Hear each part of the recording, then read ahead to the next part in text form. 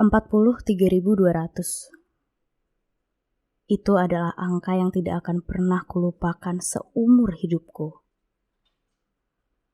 Angka apa itu? Nanti kalian juga akan tahu setelah mendengar ceritaku. Namaku Lala. Dan cerita ini mungkin akan jadi salah satu cerita paling gila yang pernah kalian dengar. Cerita tentang bagaimana seorang anak muda bodoh menghancurkan hidupnya demi mengikuti tren. Setelah lulus kuliah setahun lalu, aku bekerja di sebuah perusahaan startup. Kebanyakan karyawan di sana masih muda. Tidak jauh beda denganku. Makanya, mereka selalu update dengan tren kekinian. Salah satunya iPhone 11 Pro. Banyak dari mereka yang membeli barang mahal itu. Uang dari mana ya? Kan gaji mereka gak jauh beda denganku, pikirku. Sampai aku menguping obrolan mereka. Lalu, mendengar bahwa ada beberapa temanku yang memasang iklan online untuk menjual diri mereka dan meminta bayaran iPhone. Aku kaget, tapi secara bersamaan juga terinspirasi. Karena sejujurnya aku iri melihat teman-temanku memakai iPhone terbaru. Akhirnya, aku nekat melakukan hal serupa. Aku selfie dengan hanya memakai pakaian dalam sambil berpose seksi. Kemudian, mengunggah fotoku ke akun-akun media sosialku. Berharap ada laki-laki yang tertarik membeliku. Tidak lama, langsung ada yang mengirim DM. Begitu kubuka, sungguh terkejutnya aku saat tahu DM itu dari bosku, Pak Puguh. Dia meminta bertemu denganku besok di ruangannya. Aku sudah ketakutan, mengira akan dipecat karena ketahuan mengunggah foto semacam itu. Tapi dia malah tersenyum, lalu berkata, "Jadi kamu mau menjual dirimu buat iPhone 11? Saya ada klien, tapi di Guadalajara, Meksiko. Kalau mau, kamu berangkat minggu depan. Tapi jangan cerita siapa-siapa, oke?" Klien? Meksiko? Aku sebenarnya udah curiga. Tapi mau bagaimana lagi? Keinginanku untuk membeli iPhone 11 sudah tak terbendung lagi. Akhirnya aku mengiyakan. Di Guadalajara, aku bertemu dengan pria lokal bernama Blanco di sebuah motel. Kemampuan bahasa Inggris Blanco terbatas. Jadi, kami hanya ngobrol seadanya. Dia membawaku ke kamar, mengajakku duduk, membelai lembut rambutku. Awalnya aku tegang. Tapi setelah melihat sikap lembut Blanco, aku mulai tenang. Dalam beberapa jam, ini bakal berakhir. Begitu pikirku. Tapi kemudian masuklah 3 pria lain.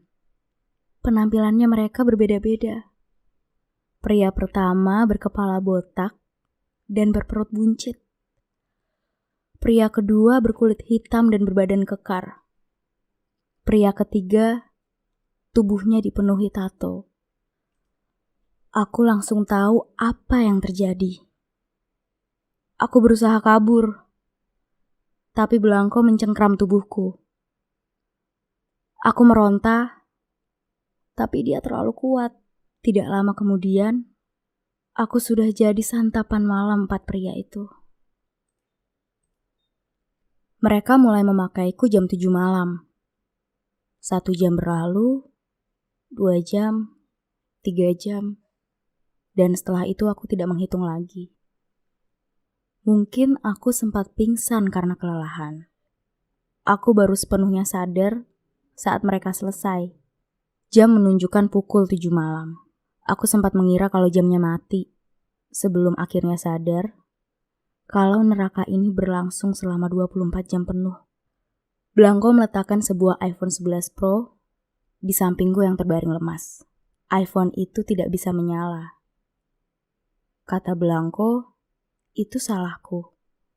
Karena aku hanya berkata ingin iPhone 11 Pro. Tapi aku tidak bilang kalau iPhone itu harus bisa menyala dan belum rusak. Sejak itu, begitulah keseharianku. Akhirnya aku pun tahu. Pak Pugu memang telah rutin menjadi penyalur gelap bagi jual beli manusia di berbagai negara. Aku tidak bisa kabur, karena aku tinggal bersama Blanko. Dan rumahnya selalu dijaga ketat oleh anak buahnya. Total, aku menjadi budak Blanko selama 4 tahun. Dan selama 4 tahun itu, aku harus melayani rata-rata 30 pria setiap harinya. Entah karena alasan apa. Aku punya kebiasaan menghitung ada berapa orang yang harus kulayani. Total, selama 4 tahun itu, ada 43.200 pria yang menikmati tubuhku. Tapi ada satu orang yang masih peduli padaku. Namanya Raul. Dia adalah salah satu pengawal Blanko. Sejak pertama kali aku datang, dia jadi satu-satunya yang bersikap baik. Setiap malam, dia menjemputku sepulang kerja.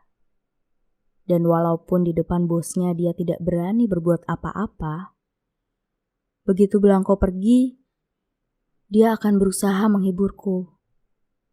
Bahkan, Raul berjanji suatu hari akan membantuku pergi dari kekangan Blanko. Akhirnya hari itu tiba. Raul membukakan pintu rumah untukku lalu berteriak menyuruhku lari. Larilah dan jangan menengok ke belakang. Aku langsung berlari sekuat tenaga. Di belakang, Blanko yang menyadari itu berusaha mengejar. Tapi Raul menghalanginya.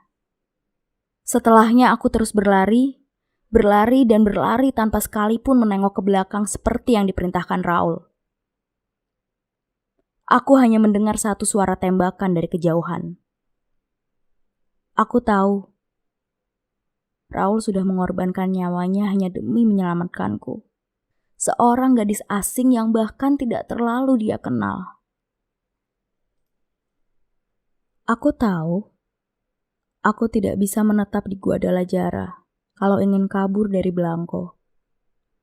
Akhirnya aku menumpang di sebuah mobil yang lewat dan pergi sejauh mungkin entah kemana. Sepanjang perjalanan aku cuma bisa menangis, meratapi nasibku dan ketidakjelasan masa depanku. Bisakah kalian percaya kalau semua ini terjadi hanya karena aku terbutakan oleh keinginan memiliki gadget terbaru? Ternyata mobil yang kutumpangi itu dimiliki oleh salah satu mandor sebuah pekerjaan tambang. Aku pun menawarkan diri untuk menjadi pekerjanya. Sebab aku tahu aku harus menghidupi diriku. Awalnya dia ragu karena aku perempuan. Tapi aku meyakinkannya bahwa aku mampu melakukan pekerjaan seberat apapun.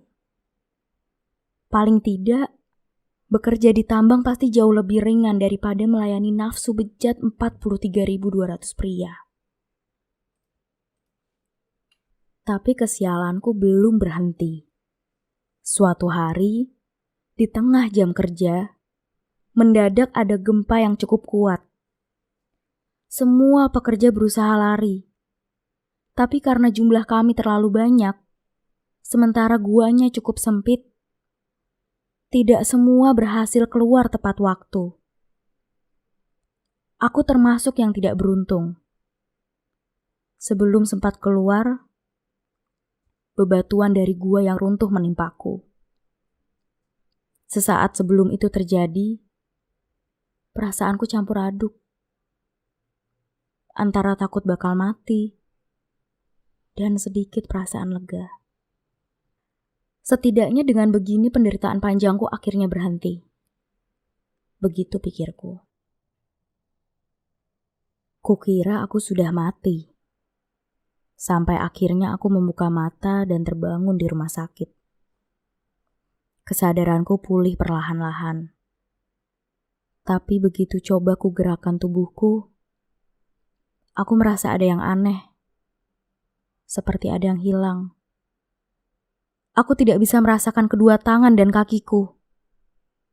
Begitu kulihat, ternyata tangan dan kakiku memang sudah diamputasi. Menurut dokter, lukanya terlalu parah akibat tertimpa batu-batu besar.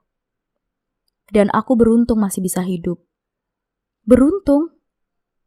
Aku tidak yakin itu adalah kata yang pas untuk mendeskripsikan kondisiku saat ini. Untunglah salah satu perawat di sana berbaik hati karena iba mengetahui kondisiku. Namanya Patricia. Begitu keluar dari rumah sakit, dia menyediakan tempat tinggal untuk sementara waktu.